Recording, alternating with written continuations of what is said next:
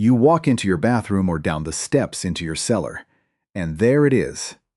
A dull, dark patch creeping across the corner of the wall or spreading along the damp ceiling. It looks like a smudge of dirt at first, but it carries that heavy, unmistakable earthy smell that stays in the back of your throat. Your first thought is to get rid of it fast. You head to the store and buy a $30 spray bottle, the one with the bright label promising a quick fix. You spray it on. The sharp chemical fumes sting your eyes, and within minutes the wall looks clean and white again. You think the trouble is over, but a month later, the very same dark patch is back, spreading wider and thicker than it was before. You buy another bottle, spray it again, and the cycle continues. You are trapped in an expensive loop, spending hard-earned money on bottles that only hide the problem for a few weeks while the growth keeps coming back. Stop and think about this. How did people keep their homes sound before these plastic bottles filled the store shelves? I am Elias. I look after this Lancaster County place with my own hands, the way my family always has. Down here, mold is an old acquaintance. Our people have dealt with it on barns, stone cellars, and spring houses for hundreds of years. In those deep, damp underground rooms where you would think a fungus would thrive. The walls stayed clean, white, and sweet-smelling. There wasn't a $30 bottle in sight. They used plain, humble things that cost next to nothing, combined with a bit of traditional knowing. Today, I want to share that old way with you, but we must start with an honest word about safety, because this is a matter of health. Understand this clearly. Mold is a living thing, and its spores can trouble your breathing. It is hard on the very young, the old, and anyone whose lungs are already weak. A small patch on a hard, smooth surface, say the size of a hand on your bathroom tile, is something a careful person can handle alone. That is what we are talking about today. But if you have a great spreading trouble across an entire drywall partition, or if you are dealing with deep, black mold in a house where someone is sickly, that is no time for home remedies. That is a job for a professional with the right protective gear, and there is no shame in calling one. Know your limits. If you do tackle a small spot, open the windows wide, wear thick rubber gloves, and use a proper mask that filters out microscopic spores, not just a thin paper dust mask. And never just slap a coat of modern paint over a dark spot hoping it goes away. Hiding a trouble does not heal it. It only allows it to feast unseen on the framework of your house while you breathe the air it poisons. Deal with it honestly at the root, or do not pretend to have dealt with it at all. Let me tell you about my grandfather's root cellar, because it is the reason I trust these old ways. It was dug deep into the earth, lined with heavy, rough-cut fieldstones. Through the bitter winters, it held our potatoes, our apples, and the heavy earthenware crocks of fermenting sauerkraut. It was a cool, damp place, the kind of environment where modern builders would swear a black coat of mold would cover the walls in a matter of weeks. Yet throughout my entire boyhood, those stone walls remained bright, clean, and completely bare of growth. The secret wasn't a secret to my grandfather. Every spring, he would take a wide wooden brush and apply a fresh coat of plain lime whitewash to the stones. I asked him once why our cellar never went sour and dark like the neighbors' cellars did. He looked at me with a quiet smile, as if I had asked why the grass grows, and said, "Why, Elias? It is the lime. It always has been the lime." To him, it was just plain sense. To understand why his cellar stayed clean, we have to look at why that expensive store-bought bottle fails you. Most people reach for a bottle of conventional chlorine bleach when they see a dark stain. If you are cleaning a completely sealed, non-porous surface like a ceramic porcelain tub, it might do the job. But if the growth has settled into something porous, like wooden beams, drywall, concrete, or tile grout, bleach cannot reach it. Chlorine has a chemical structure that prevents it from soaking deep into porous materials. It stays on the very surface, stripping the dark color out of the top layer. The wall looks clean because the pigment is gone, but the deep, thread-like roots of the organism remain alive inside the wall. Worse yet, commercial bleach is mostly water. When you spray it, the chlorine evaporates quickly into the air, leaving the water behind to soak deep into the material. You have literally just watered the roots of the very thing you are trying to kill. Within a few weeks, it returns, feeding on the moisture you provided. Think of it like a stubborn weed in a pasture. If you merely chop off the green leaves above the dirt but leave the long taproot intact, the weed will return stronger by the next rain. To truly clear it, you must reach the root, and for that, the old people used something far cheaper and more effective: plain white distilled vinegar from the pantry. Unlike bleach, vinegar is an acid that penetrates deep into porous wood, grout, and concrete. When you use it, do not dilute it with water. Use it full strength, straight from the jug. Spray or wipe it generously over the dark area until it is thoroughly soaked. Then comes the most critical part. You walk away and leave it alone for a full hour. Do not wipe it off immediately. In that quiet hour, the acid travels down into the microscopic pores of the material, breaking down the organism at its very base. After the hour has passed, you take a stiff, bristled brush, scrub the surface with warm water, and dry it completely with an old cloth. Any dampness left behind is an open invitation for a stray spore to land and begin the cycle anew. Once the surface is dry, there is a second cheap kitchen staple that stands guard: baking soda. By mixing a quarter teaspoon of baking soda into a cup of water and wiping it over the cleaned area, you leave behind a thin, invisible mineral residue. Do not rinse it away. While vinegar is an acid that kills, baking soda is a strong alkaline. Mold requires a mildly acidic environment to sprout. It cannot take hold on a surface coated in an alkaline film. That penny-thin layer remains on the wall, quietly discouraging new spores from setting up home. But I must give you the hard truth. No cleaner on earth, whether it costs $2 or $200, will keep a wall clean if you do not fix the source of the dampness. A wet wall will always find a way to grow something. You must become a detective in your own home. Is the moisture coming from a bathroom with no ventilation, where steam hangs in the air after every shower? Is it a window frame that sweats when the cold winter air hits the glass? Or is it a slow, hidden drip from a pipe behind the plaster? Find the water, stop the leak, get the air moving, and you take away the very lifeblood of the trouble. The damp is the disease. The dark stain is merely the symptom. This brings us back to my grandfather's lime whitewash, the ultimate traditional preventative built right into the structure of the old buildings. Modern acrylic paints act like a rubber slicker. They seal the wall tight, trapping moisture behind the paint film until it bubbles and grows dark. Lime whitewash behaves like a fine wool coat. It allows the wall to breathe, letting moisture pass through and dry naturally into the room while remaining so intensely alkaline that no spore can ever colonize it. It is an elegant, centuries-old solution made from just 3 basic ingredients: water, salt, and hydrated builder's lime. But knowing what ingredients to use is only half the battle. If you do not mix them in the proper order, or if you apply the wash to a dry wall without the right preparation, the coating will flake off like dry flour, leaving your walls unprotected.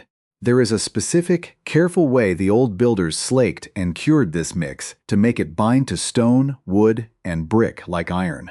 Let me show you exactly how we prepare the mixture, the safety steps for handling the raw lime, and the traditional brush technique to coat your walls so they stay clean for the next 50 years. Step out to the shed with me, or into the workshop, and let us lay out what we need. This is where the old knowing turns into honest work with your hands. We are going to mix a traditional batch of lime whitewash, the very thing that keeps a wall breathing and clean.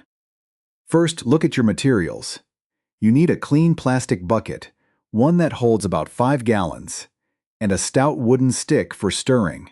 Do not use an old piece of pine molding that will snap when the mixture thickens. Find a good heavy piece of oak or a thick dowel. For the ingredients, you want a bag of hydrated lime, sometimes sold as Mason's lime or Finnish lime. It is a powder as white as fresh snow, and when you open the bag, it is soft as talc between your fingers. Though you mustn't touch it with bare skin. You also need ordinary fine mixing salt. Plain, non-iodized sack salt is best, and clean, cool well water or tap water. Before we pour a single grain, let us speak about the protection I warned you of. This powder is benign once it cures on a wall, but while it is dry, and when it first meets water, it is powerfully caustic. It wants to drink moisture, and if it gets on your damp skin or into your eyes, it will burn you. Put on your safety goggles, the tight kind that seal against your face, and a pair of heavy rubber gloves that reach well up your forearms. Slip on a long-sleeved shirt you don't mind marking with white streaks. If you are mixing inside a small room or a cellar, put on that mask, because tossing the powder stirs up a fine white cloud that you do not want in your lungs. Now, let us mix and mind the order of it. For here is where many a beginner ruins the batch. Do not just dump everything into a bucket and hope for the best. We begin with the salt. Take 2 pounds of plain salt and dissolve it into 1 gallon of warm water right at the bottom of your bucket. Stir it until the water clears, and you can no longer hear the grains scraping against the plastic. The salt is what hardens the wash and keeps it from chalking off on your clothes when you brush past the wall years from now. Once that salt is fully dissolved, we begin adding the lime. For this size batch, we will want about 6 to 7 pounds of the powder. Do not dump it in all at once, or it will clump into hard, dry balls that you will spend an hour trying to break apart. Scoop it in a bit at a time, a single coffee can full at a turn, stirring constantly with your wooden stick. As you stir, watch the consistency change. It starts like thin milk, then moves to the thickness of heavy cream.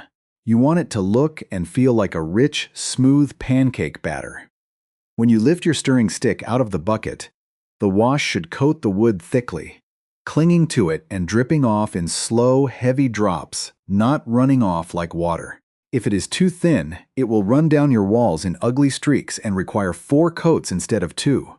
If it is too thick, it will go on like mud and crack as it dries, peeling away in large flakes. Balance is what we look for. When you have that smooth, heavy cream consistency, let the bucket sit quietly for a full half hour. The old people called this letting the lime slake or ripen. It allows every tiny particle of the stone to fully drink the water and swell, making the final wash creamy and smooth to lay on.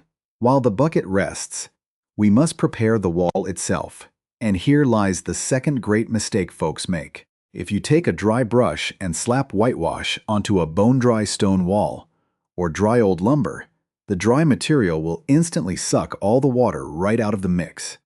The lime will dry before it has a chance to chemically bind and cure, and tomorrow you will have a wall covered in white dust that rubs off on your fingers like school chalk. To prevent this, take a clean bucket of plain water and a large rag or a garden sprayer, and thoroughly wet the wall down. You do not want water running down in sheets or standing in puddles, but the stone or the wood should be dark with moisture, damp to the touch. This dampness keeps the wall from stealing the water from your mix, letting the whitewash cure slowly and knit itself right into the grain of the surface. Now take up your brush. Do not use a modern thin nylon paintbrush meant for slick latex trim. You want a proper whitewash brush, a wide, thick tool with stiff, coarse, natural bristles that can hold a great deal of the heavy liquid and force it deep into the rough crannies of stone brick or rough sawn timber. Dip the brush deep into the creamy white mix. Stir it slightly to keep the lime from settling to the bottom, and lift it out. Let the excess drip for a second back into the bucket. When you lay it onto the damp wall, do not use the light, delicate wrist strokes of a parlor painter.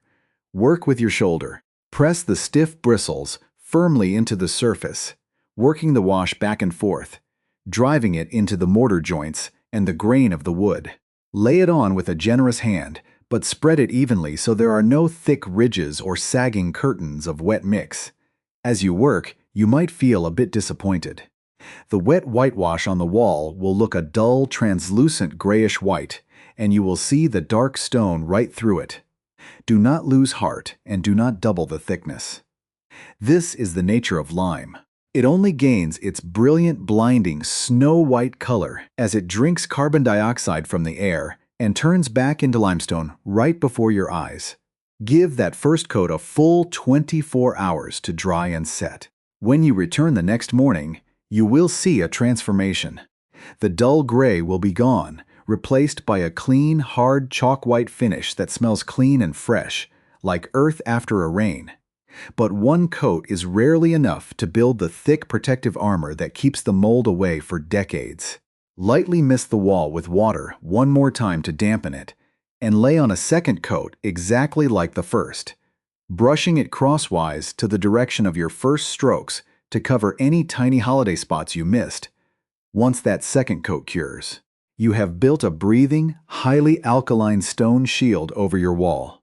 No fungus can find a footing on it, and any moisture trapped deep inside the wall can pass right out through the lime and evaporate into the air, keeping the framework dry and sound. You have used nothing but a few pounds of crushed earth, a handful of salt, and some patience, and you have broken the cycle of the $30 bottle for good. The wall is clean, the air is sweet, and the old knowing has done its work once again. Now that the brush is washed and the wall is drying, let us pull up a stool and talk about the why of it. I am no university scholar, but the old people understood the laws of nature, even if they used different words than a modern scientist would. Today, we know that modern laboratory research backs up exactly what my grandfather saw in his cellar. It all comes down to two things: chemistry and breathability. Understand this first principle. Mold is not a plant. It is a fungus, and it behaves more like an animal in how it seeks its food. It does not make its own energy from the sun. It has to eat the material it lives on, whether that is the paper backing on your drywall, the starch in old wallpaper paste, or the organic dust settling into concrete pores. To digest that food, the mold secretes a mild acid. Because it lives in an acidic world of its own making, it thrives where the environment matches its nature. A sour, damp, undisturbed corner. When we use full-strength vinegar, we are introducing an acetic acid that is far stronger than what the mold can tolerate. It disrupts the delicate cellular walls of the fungus, collapsing it from the inside out and reaching down into the microscopic roots. But the real magic, the long-term peace, comes from the lime whitewash we just applied. In the language of science, lime is a powerful alkaline material. If you look at a pH scale, which measures how sour or bitter a substance is, water sits right in the middle at a neutral 7. Mold likes things a bit below 7, on the sour side. The hydrated lime we just brushed on has a pH of over 12. That is exceptionally high. To a microscopic mold spore floating through the air, looking for a place to land and raise as a family, a lime-coated wall is a chemical desert.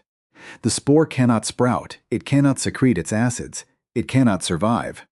It is an immediate permanent barrier, not because it poisons the organism with toxic chemicals, but because it creates an environment where life for a fungus is simply impossible. Think of it like trying to plant a corn seed on a block of pure salt. The seed itself might be healthy, but the ground is so hostile to its nature that it can never take root. The second reason this old method works where modern paint fails is how it handles water. A house is a living thing. It moves, it settles, and it breathes. Moisture is always traveling through a building, especially through cellar stones or foundation walls tucked against the damp earth. A modern latex or acrylic paint is essentially a thin liquid plastic. When you brush it onto a wall, it dries into a tight sealed skin. When moisture tries to pass through that wall from the outside, it hits that plastic skin and stops dead. It gets trapped behind the paint, creating a dark, wet, stagnant pocket. The paint begins to bubble, the plaster rots, and behind those blisters, the mold finds a perfect, hidden paradise. Our lime whitewash does the exact opposite. It does not form a plastic skin. As it dries and absorbs carbon dioxide from the air, it turns back into calcium carbonate, the very stone it came from. It forms a microporous structure. If you looked at it through a powerful glass, it would look like a pile of tiny interlocking stones with spaces between them. Water vapor can pass right through those spaces and escape into the room, evaporating harmlessly into the air before it can pool and cause trouble. The wall stays dry because it can breathe. But I promised you an honest account, and this is where we must look at the hard limits of this old knowledge. I will not stand here and tell you lime whitewash is a cure-all for every room in a modern house. It has strict boundaries, and if you cross them, you will end up with a mess. First, let us talk about materials. Lime whitewash works beautifully on porous, mineral-based surfaces. It binds like iron to stone, brick, concrete blocks, mortar, and rough sawn, unpainted wood. The lime can sink its teeth into these materials. However, it will absolutely not work on smooth, modern surfaces. Do not try to brush whitewash over shiny bathroom tile, glass, plastic panels, or a wall that is already coated in glossy modern oil or latex paint. The wash cannot grip those slick surfaces. It will merely sit on top, dry into a brittle crust, and flake off in sheets the first time someone brushes past it. If you have a modern, painted drywall bathroom, the vinegar and baking soda treatment is your tool, not the whitewash. Second, you must understand the nature of the finish. Whitewash is a traditional rustic coating. It has a beautiful, soft, matte texture that reflects light in a way no modern paint can match, but it is not scrubbable. If you get a smudge of grease or dirt on a whitewashed wall, you cannot take a wet sponge and soap and scrub it clean. If you do, you will wash the lime right off the wall. If a spot gets dirty, the traditional fix is simply to brush a quick, thin, fresh coat over the mark. Because of this, it is perfect for cellars, crawl spaces, pantries, outbuildings, and high bathroom ceilings, but it is completely unsuited for high-traffic hallways, kitchen backsplashes, or a child's playroom where hands are constantly marking the walls. Finally, consider the moisture limit. While whitewash loves a damp atmosphere and lets vapor pass through, it cannot withstand running water. If you have a basement wall where water literally gushes through a crack during a spring rain, or a shower enclosure where water sprays directly onto the wall every single day, whitewash will fail. Continuous, running water will slowly dissolve the lime and carry it away over time. You must stop the active leak and redirect the water before the lime can do its job. Stop and think about these boundaries. The old people didn't use one tool for every job. They knew exactly where each remedy belonged. They used the slick, painted surfaces where they needed to wash them down. But they left the walls that faced the earth open to breathe with the lime. We got into trouble when we tried to make every room in the house look like the inside of a plastic box, sealing the moisture in and inviting the darkness to grow. Know your surface, understand the wetness you are fighting, and respect the limits of the material. When you apply the old ways only where they truly belong, they will never fail you. When you stand back and look at that finished bright white wall, you are looking at a site that would have been entirely familiar to an ancient Roman mason, a medieval builder, or a pioneer settling the American frontier. This simple bucket of lime and salt is not a collection of quirky backyard ideas. It is a thread of unbroken human continuity. For thousands of years, this was how the world kept its dwellings sweet, bright, and free of disease. If you travel back 2,000 years, you find the Roman architect Vitruvius writing down the rules of good building in his books. He dedicated entire chapters to the proper burning, slaking, and application of lime. He noted that when lime is aged and applied with care, it becomes harder than stone and keeps the air inside a room clean and wholesome. In the centuries that followed, throughout Europe, the annual application of whitewash became a vital rhythm of the agricultural year. Every spring, as soon as the bitter cold broke, families would whitewash the interiors of their stone cottages, their dairy houses, and their livestock barns. They didn't do this for decoration. They did it because experience had taught them that the white coating stopped the rot, checked the spread of fevers, and kept the milk from turning sour in the dairy. When the early European settlers arrived in Pennsylvania, they brought this exact knowing with them. Lime kilns were among the very first permanent structures built in our communities.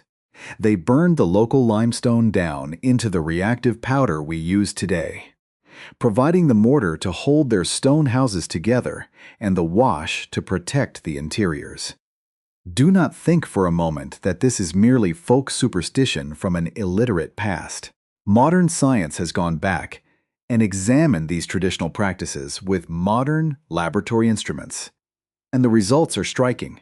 If you look at the agricultural extension bulletins published by universities in the early part of the 20th century, before chemical companies began heavily marketing synthetic paints, you find clear, data-driven endorsements of this old way. The United States Department of Agriculture, in its historical farm bulletins, regularly published the official government formula for whitewash. They explicitly recommended it for public buildings, military forts, and dairy farms because of its unmatched sanitary properties and low cost. More recently, research institutes specializing in historic preservation, such as the National Park Service in their technical briefs, have documented the unique performance of lime-based coatings. Modern laboratory tests confirm that the highly alkaline environment created by calcium hydroxide actively destroys the cellular integrity of fungi and bacteria on contact. University architectural departments testing historic structures have shown that rooms coated in traditional lime have significantly lower airborne spore counts than comparable spaces finished with modern synthetic materials. The old people did not have microscopes to see the spores, but they had eyes to see the clean walls, and their observations were entirely true. So, why do we find ourselves paying $30 for a plastic spray bottle that only hides the trouble for a month? The answer is simple, and it requires no grand conspiracy to understand. There is an immense amount of money to be made in selling a consumer product that must be purchased again and again in an endless cycle. A bottle of commercial spray is used up, thrown away, and replaced. There is no money at all in teaching a person that a $2 jug of vinegar and a $5 bag of crushed stone from the local builder's supply yard will solve the problem for years. You cannot patent vinegar, and you cannot build an advertising empire around common limestone. Over the last 3 generations, as our lives moved away from the soil and into the suburbs, the cheap old answers simply fell out of common conversation. They weren't hidden by a plot, they were simply left unsaid because no one profited by saying them. We traded away a permanent piece of self-reliance for the convenience of a shelf filled with costly bottles. And we forgot that the earth beneath our feet already held the answers we needed. Now, the brush is back on its peg, and the bucket is rinsed clean. I want you to step back from the modern rush for just a moment. Look at your own home. Look at that damp corner in your basement, or that dark spot on your foundation wall, and realize that you do not have to be a captive to that store-bought cycle anymore. You do not need a specialized chemical license or a heavy pocketbook to keep your home sound and your air sweet. Take this old knowledge and test it for yourself. Go down to the hardware store, skip the aisle with the bright plastic bottles and the harsh chemical warnings, and walk back to the building supply section. Ask for a plain bag of hydrated lime. Bring it home, dissolve your salt, stir the powder into that rich, heavy cream consistency, and feel the weight of the brush in your shoulder as you drive the wash into the stone. There is a quiet, deep satisfaction in fixing a trouble with plain, raw elements that have been tested and proven by 10 generations of builders before you. It connects you to the hands that cleared the fields and laid the stone foundations of this country. It reminds us that real